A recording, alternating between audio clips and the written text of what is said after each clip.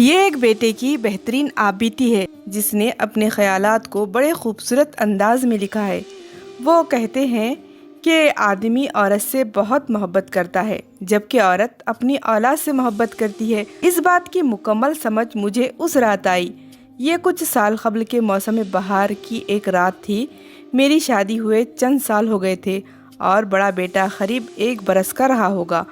اس رات کمرے میں 3 لوگ تھے، میں، میرا بیٹا اور اس کی والدہ۔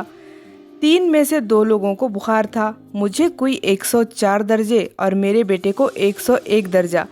اگرچہ میری حالت میرے بیٹے سے کہیں زیادہ خراب تھی، تاہم میں نے یہ محسوس کیا کہ جیسے کمرے میں صرف 2 ہی لوگ ہیں، میرا بیٹا اور اس کی والدہ۔ ہر طرح سے نظر انداز کیے جانے کے احساس نے میرے خیالات کو زیر و زبر تو بہت کیا، لیکن میں نے اپنے خیالات کے گھوڑے دوڑائے تو مجھ پر یہ حقیقت کھلی کہ عورت نام ہی ایسی ہستی کا ہے، جب اس کو اولاد ہو جاتی ہے تو وہ ممتا کی دیوی بن جاتی ہے، پھر اپنی اولاد کے سوا اسے کچھ دکھائی نہیں دیتا، حتیٰ کہ اپنا شوہر بھی، اور خاص طور پر جب اس کی اولاد کسی مشکل میں ہو۔ اور اس نتیجے کے ساتھ ایک نتیجہ اور یہ بھی نکلا کہ میں نے یہ سوچا کہ اگر میرے بیٹے کے درد کا علاج اس کی والدہ کی آغوش ہے تو یقیناً میرا علاج بھی میری ماں کی آغوش ہی ہوگی۔ اس خیال کا آنا تھا کہ میں بستر سے اٹھا اور ماں جی کے کمرے کی طرف چل پڑا۔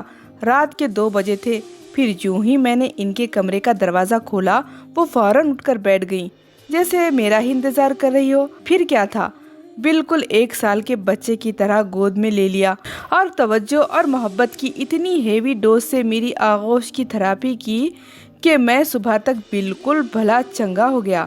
پھر تو جیسے میں نے اصول ہی بنا لیا، جب کبھی کسی چھوٹے بڑے مسئلے یا بیماری کا شکار ہوتا، کسی حکیم یا ڈاکٹر کے پاس جانے کے بجائے سیدھا ممتا کے شفا خانے برائے توجہ اور علاج میں پہنچ جاتا۔ وہاں پہنچ کر مجھے کچھ بھی کہنے کی ضرورت نہیں پڑتی، بس میری شکل دیکھ کر ہی مسئلے کی سنگینی کا اندازہ لگا لیا جاتا۔ اماں جی مجھے اپنے ہی بستر پر لٹا دیتی اور گھر کے سارے کمبل اڑا دیتی۔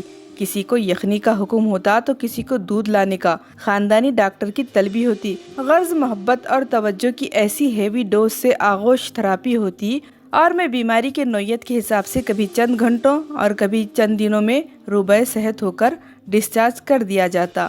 یہ سلسلہ تقریباً 3 ماہ قبل تک جاری رہا۔ وہ وسط نومبر کی ایک خنک شام تھی جب میں فیکٹری سے گھر کے لیے روانہ ہونے لگا تو مجھے لگا کہ مکمل طور پر صحت مند نہیں ہوں۔ تبھی میں نے آغوش تھراپی کروانے کا فیصلہ کیا اور گھر جانے کے بجائے ماں جی کی خدمت میں حاضر ہو گیا۔ لیکن وہاں پہنچنے پر اور ہی منظر دیکھنے کو ملا۔ ماں جی کی اپنی حالت کافی خراب تھی۔ پچھلے کئی دنوں سے چل رہا پھیپھڑوں کے عارضے کے باعث بخار اور درد کا دور چل رہا تھا۔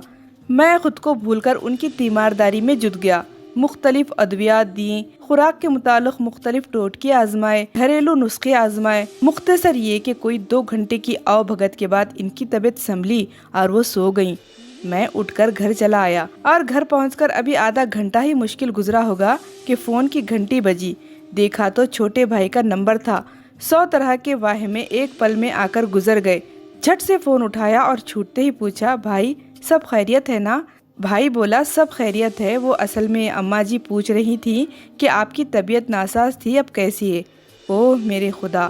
اس روز میرے ذہن میں ماں کی تعریف مکمل ہو گئی تھی۔ ماں وہ ہستی ہے جو اولاد کو تکلیف میں دیکھ کر اپنا دکھ، اپنا غم بھول جاتی ہے۔ آج اماں جی کو رحمان کی رحمت میں گئے کچھ ماہ ہو گئے ہیں۔ آج مجھے پھر بخار ہوا ہے۔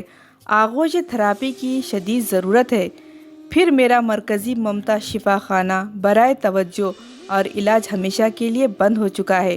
اس کہانی کا مختصر خلاصہ یہ ہے کہ والدین کی قدر کریں اس سے پہلے کہ وہ ہم سے جدا ہو جائیں۔ اللہ پاک ہم تمام کو اپنے والدین کی قدر کرنے والے بنائے، آمین۔